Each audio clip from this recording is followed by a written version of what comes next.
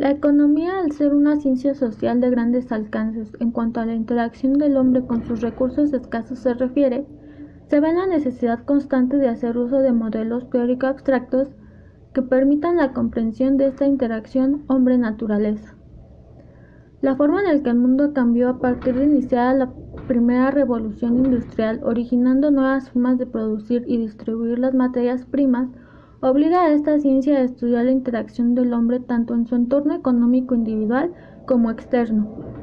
Si por alguna razón el contexto económico donde este hombre interactúa se ve alterado, los expertos tendrán que recurrir a los modelos que permitan descubrir la causa de dicha alteración, la cual tiende a generar incertidumbre sobre los diferentes agentes que conforman la actividad económica. En ese sentido, la división de la economía en dos ramas, macroeconomía y microeconomía, es necesaria. Por un lado, la microeconomía se encarga de estudiar las decisiones económicas de los individuos y de cómo éstas tienen un efecto significativo en la producción, así como en la determinación de los precios individuales. En un lenguaje gráfico, la curva de oferta y demanda proporcionan una visión particular de lo que puede estar ocurriendo en ciertos mercados, como puede ser el de bebidas o el de calzado. La macroeconomía, en cambio, se encarga de estudiar un solo bien en general, es decir, conjunta en una sola variable la producción de todos los bienes y servicios que se intercambian en la economía durante un determinado periodo, por lo regular en un año. Ello permite visualizar, de manera más general, la evolución y desarrollo de un país en comparación con otro.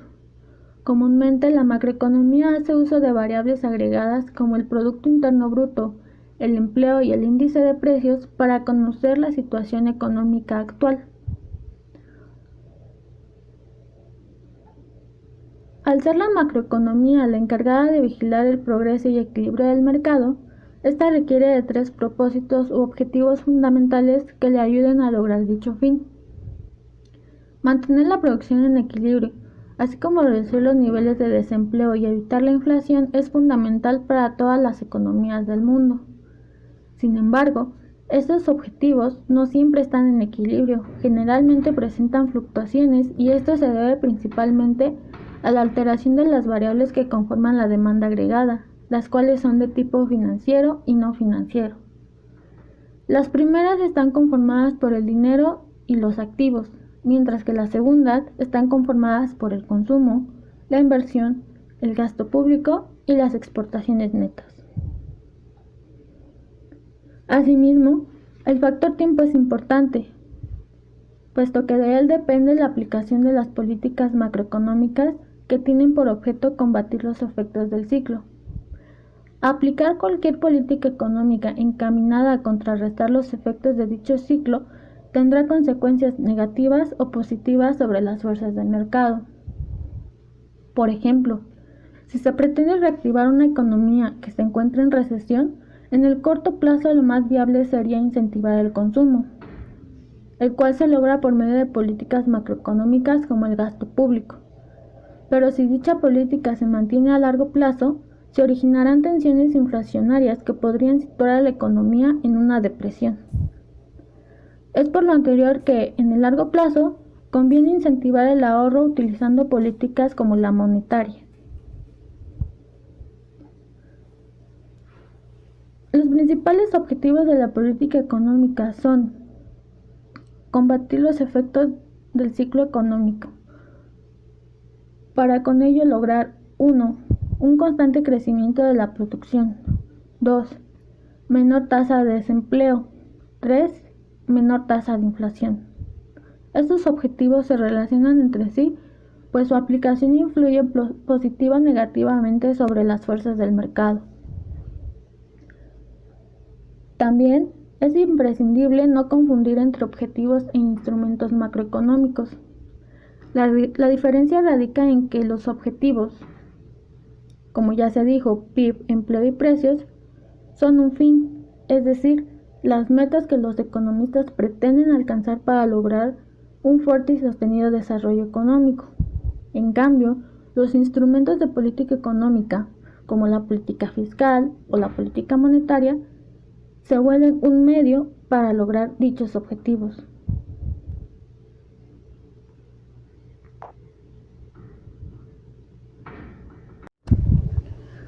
Dado que no existe ninguna política económica especial destinada a contrarrestar los efectos constantes del ciclo económico, así como una que ayude a lograr de manera favorable los objetivos macroeconómicos, los expertos coinciden en que éstas serán aplicadas según las condiciones del entorno y las posturas ideológicas del gobierno en turno.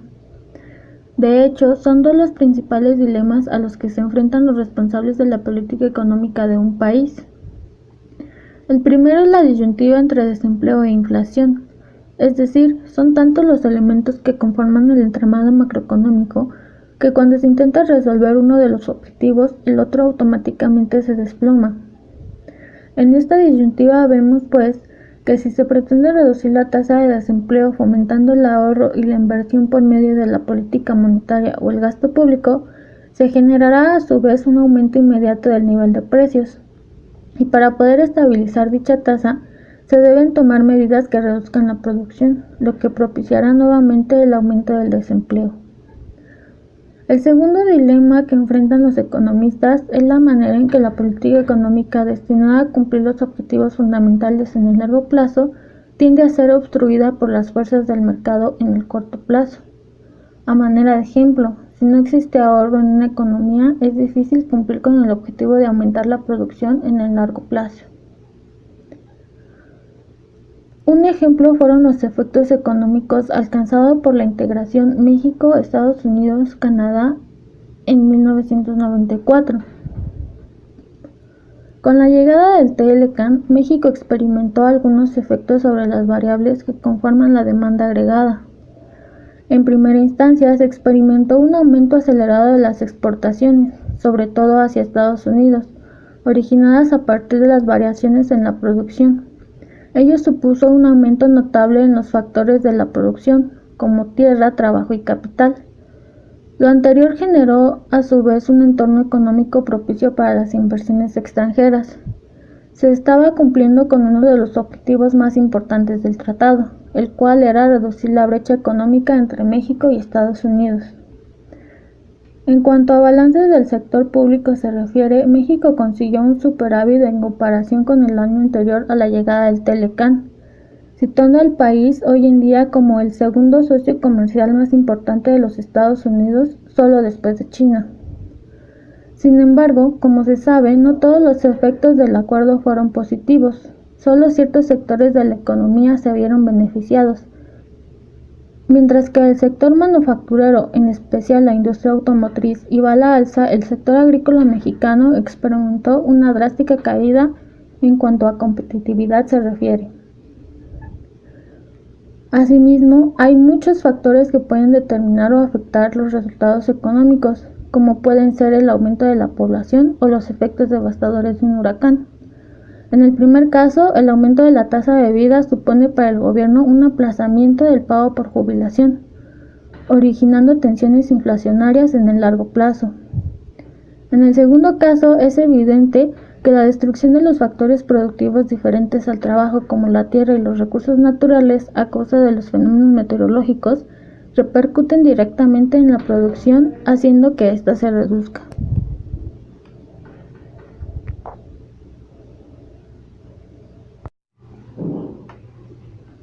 El PIB potencial es el indicador de una producción que no solo se mantiene estable, sino que va en aumento año con año.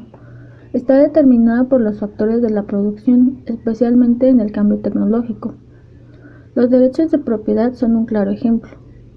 El PIB real, en cambio, es un indicador que constantemente presenta variaciones o perturbaciones durante un año concreto. Esto se debe en gran medida a los factores determinantes como la aplicación prolongada de políticas macroeconómicas o perturbaciones externas. De hecho, en México, entre los años 1954 y 1970, tanto el PIB real como el PIB nominal presentaron una trayectoria constante con pequeñas variaciones del 10 al 10.8% en 1954. En 1956 la variación fue inexistente, pues tanto el PIB nominal como el PIB real arrojaron 6.9% de su producción total, es decir, la variación en los precios fue nula. Es esta la época del llamado milagro mexicano. Las inconsistencias del modelo de sustitución de importaciones se dejaban atrás para dar paso a una economía mixta. Después la etapa del financiamiento económico nacional. Situación nada parecida en el periodo 1972-1990, pues fue la etapa de máxima inestabilidad para la economía mexicana. El PIB nominal fue alcanzado con cada año transcurrido, una elevada cifra de variación con respecto al PIB real. Repercutían en estas décadas los efectos del modelo estabilizador aplicados por los mandatos anteriores. La producción aumentó a medida que las exportaciones iban a la baja.